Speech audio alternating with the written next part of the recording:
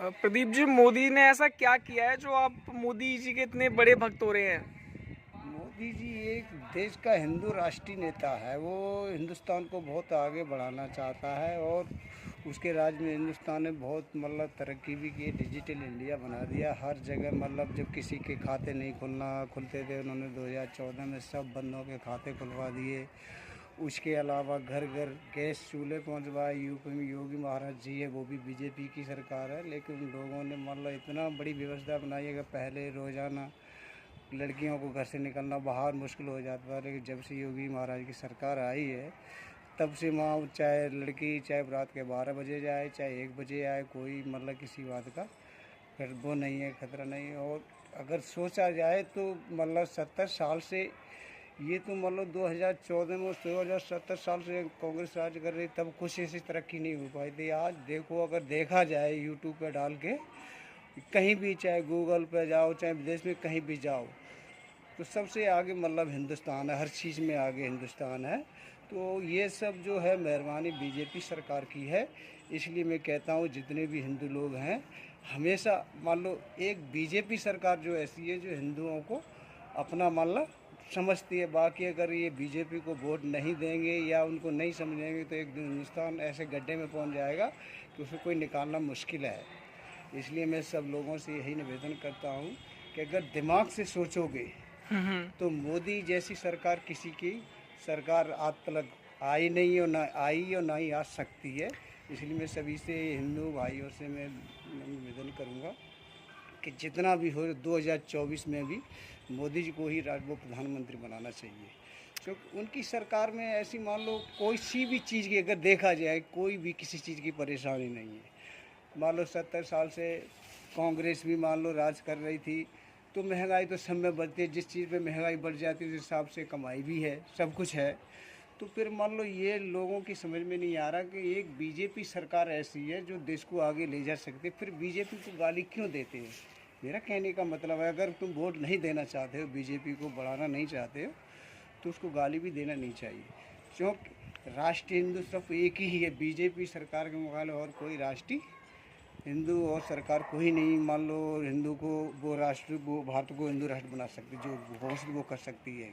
आप एक middle class हैं, आप किसान भी हैं, तो ऐसा क्या करा है आपके लिए बीजेपी ने अब तक, आपके तक के शासन में? अब तक के शासन में मैंने देखा कि मैंने पहले देखा था 2014 से पहले न तो किसी का खाता खुलता था, न कोई भी मान लो खाते खुलने के लिए बड़े बड़े चक्कर काटने पड़ते थे। लेकिन उन्होंने 2014 में जैसे ही सरकार आई थी, हर चाहे रिक्शे वाला हो, चाहे ऑटो वाला हो, चाहे कोई सा भी हो, मिडिल क्लास का हो, सबके तो खाते खुलवा दिए, पहली बात जी। और ये देखो, आदमी मोबाइल चलाना नहीं जानता था, अब सारे मोबाइल चलाने जानते हैं। कि एकदम डिजिटल इंडिया बना दिया उन्होंने। अब ऑनलाइन सारे पेमेंट कर रहे हैं। पहले जब ब्याह शादी होती थी तो आदमी एक बार सोचता था कि अगर कहीं जाएंगे तो रास्ते में कहीं गुंडे ना मिल जाएं। अब तो सारे काम ऑनलाइन हो रहे हैं, तो इससे बढ़िया और क्या चाहिए हमारे को बीजेपी सरकार में, बताओ।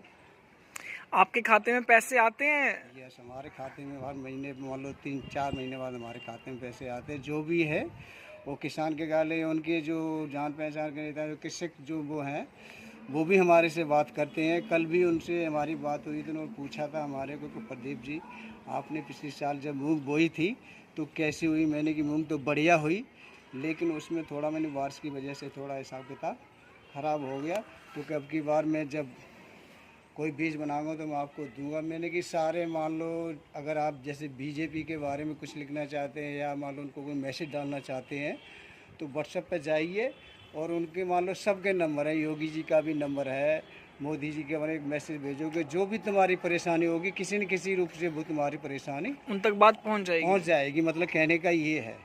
तो इंडिया अगर देखा जाए तो पहले से काफ़ी आगे पहुंच चुका है, क्योंकि कोई भी ये नहीं जानता था कि ऑनलाइन पेमेंट कैसे होती है, बैंक में पैसे कैसे जमा होते हैं, कैसे क्या करना पड़ता है। अब बच्चा बच्चा बैंक में जाके अपने पैसे जमा करा देता है, निकाल लेता है। आपका अकाउंट खुला है बैंक में? मेरा तो अकाउंट जब से बीजेपी की सरकार है तभी से मेरा अकाउंट खुला है, उससे पहले नहीं था?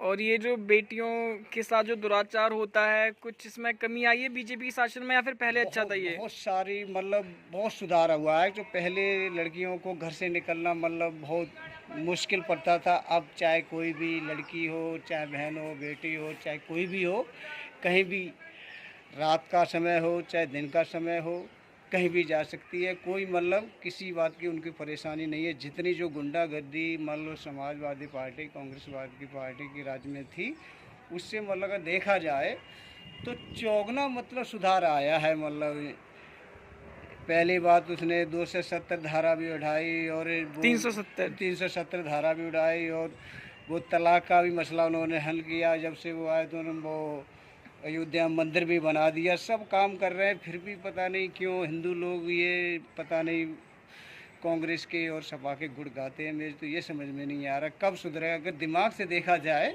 तो बीजेपी के मुकाबले कोई हिंदुस्तान के अंदर सरकार है नहीं। क्योंकि आज जहाँ भी जाओ तो सिर्फ मोदी के नाम से, मान लो विदेशों में मोदी के नाम से मान लो हिंदुस्तान की वैल्यू है, कि ऐसा आज ज़िंदगी में पहली बार मैंने जो देखा। कोई विदेश में जाए तो यही कहते हैं कि मोदी जैसा मुकाबला कोई हिंदुस्तान के अंदर नेता है, न होगा, न हो सकता। कांग्रेस के समय में ये लव जिहाद चलता था, ये हिंदू बेटियों के साथ जो होता था, अब ये होता है कि रुक गया है ये?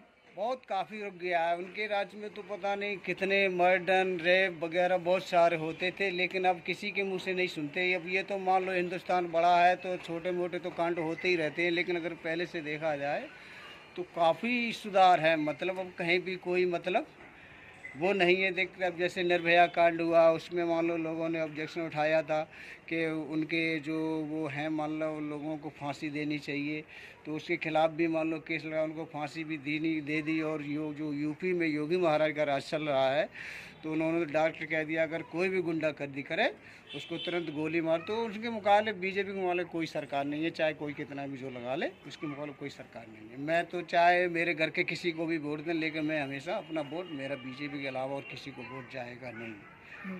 धन्यवाद प्रदीप जी हमसे बात करने के लिए, और हमें उम्मीद है कि आने वाले समय में फिर से बीजेपी की सरकार बने। मैं तो यही चाहूँगा कि जब तक मोदी जी जिंदा है, जब तक है वाला कोई भी नेता है, बीजेपी की सरकार हिंदुस्तान में बननी चाहिए। क्योंकि अब हिंदुस्तान बहुत आगे हो चुका, जागृत हो चुका है। अब हिंदू अगर इकट्ठे हो जाए तो हिंदुस्तान को कोई भी नहीं हरा सकता। इसलिए बीजेपी को जहाँ तक हो सके सपोर्ट करें। धन्यवाद आपका बहुत बहुत हमें अपना समय देने के लिए। धन्यवाद। रामलीला की तरफ से मैं अतुल शर्मा।